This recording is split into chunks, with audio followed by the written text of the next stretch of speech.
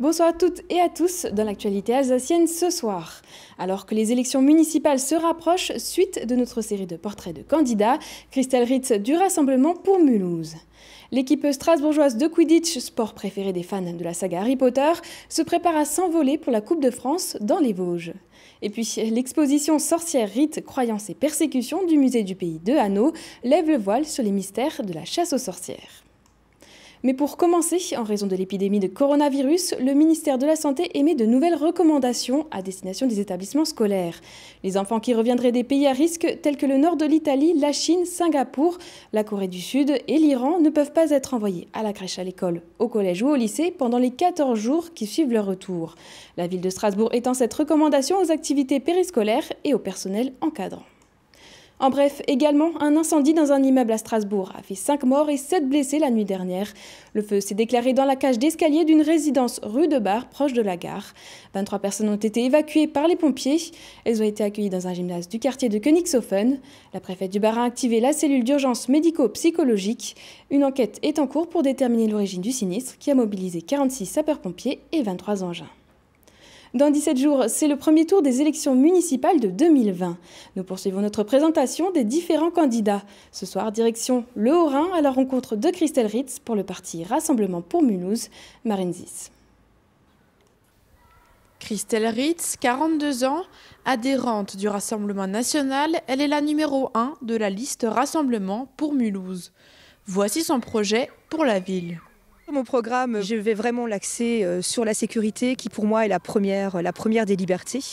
Alors ici on est dans un magnifique parc en journée qui est plein de monde, on entend des cris d'enfants, on entend des petits oiseaux. Une fois la nuit tombée, voilà, il se passe d'autres choses, on a d'énormes soucis dans ce quartier, des soucis de deal, des soucis de prostitution, etc.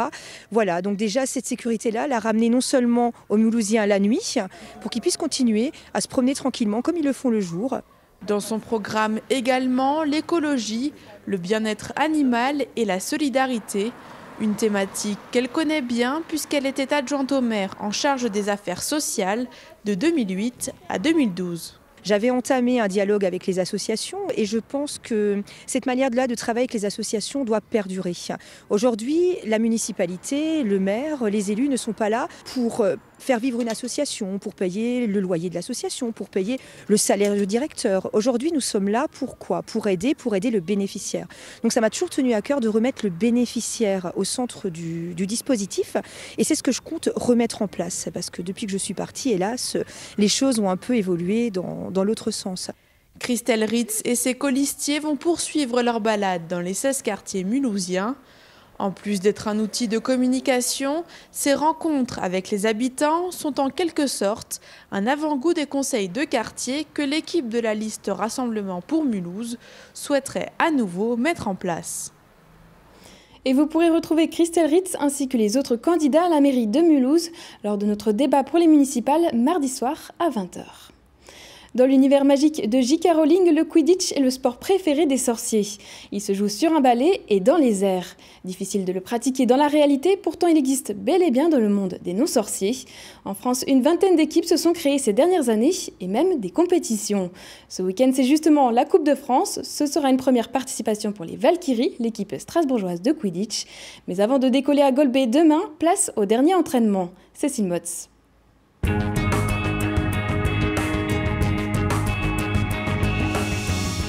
Froid, pluie, neige, l'enfer, la boue, on va jouer en marron, je vous préviens.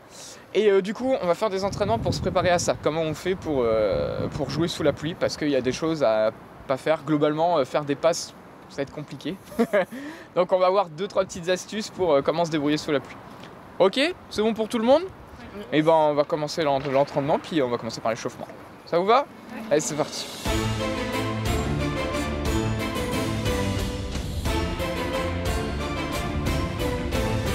Derniers encouragements avant l'entrée en compétition. Ce week-end, les 12 recrues des Valkyries feront leur premier pas en Coupe de France. Eux ne jouent pas au football, mais au Quidditch, un sport tout à fait sérieux inspiré de l'univers fantastique de Harry Potter. pour les poursuiveurs, gardiens, batteurs et attrapeurs. C'est le temps des derniers réglages avant cette compétition de taille. Travail de défense, exercice d'attaque, c'est toute une tactique qu'il faut mettre au point.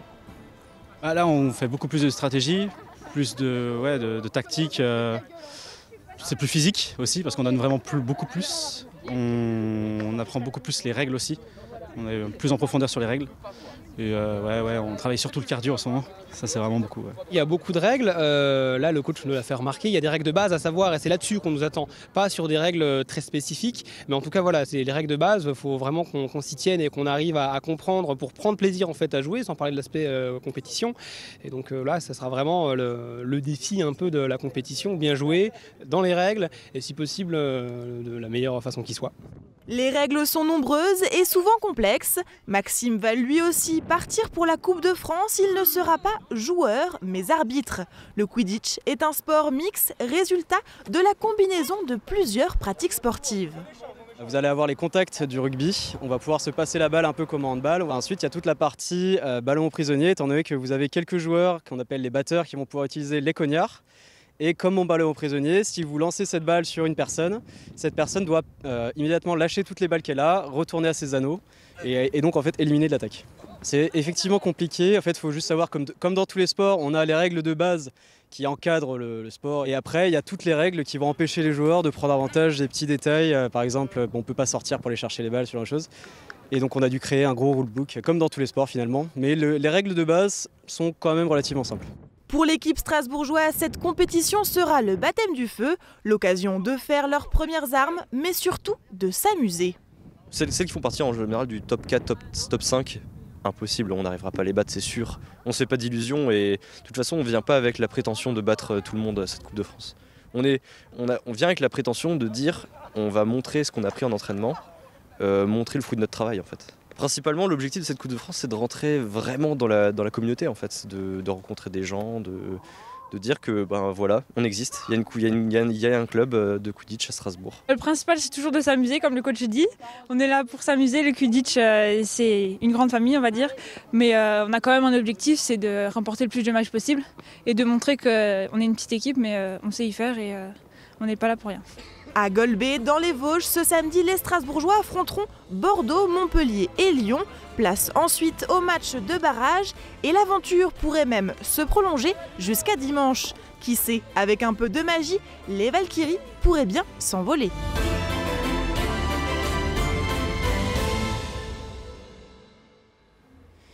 Et c'est un autre genre de sorcellerie. En Alsace, entre 1440 et 1640, des milliers de personnes, en grande partie des femmes, ont été jugées et condamnées au bûcher.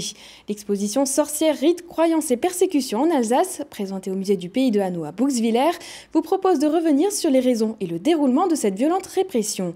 Reportage de Fanny Kunz.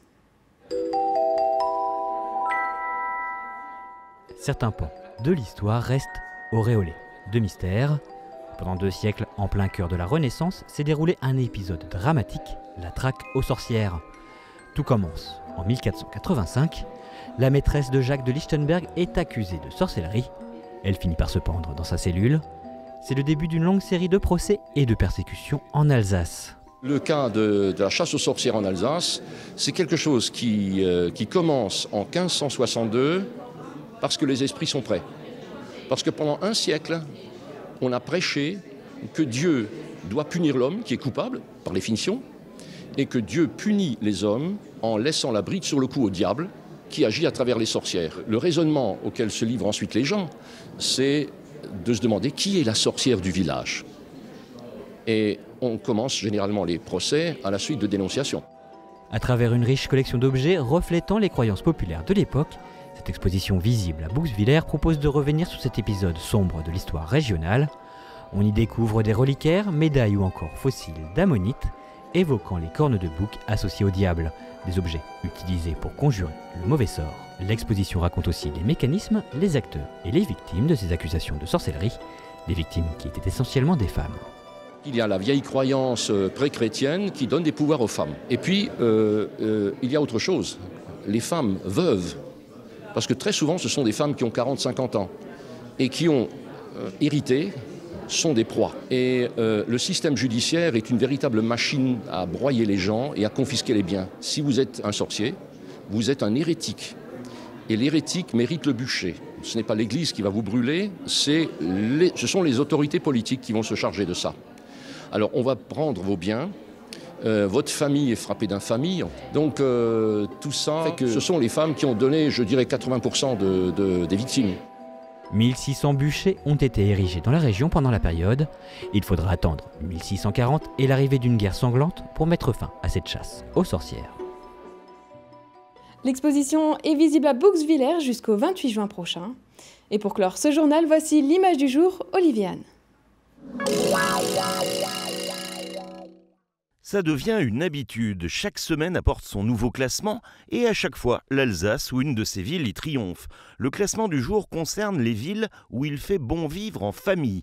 150 villes de la planète ont été scrutées sur 13 critères, comme les activités pour les enfants, les soins médicaux, la sécurité, le coût de la vie, l'éducation ou encore la qualité de l'air. Au plan mondial, Helsinki et Québec s'imposent et Strasbourg n'est que 40e, mais Cocorico, la capitale alsacienne, est tout de même la première ville française de ce classement devant Lyon.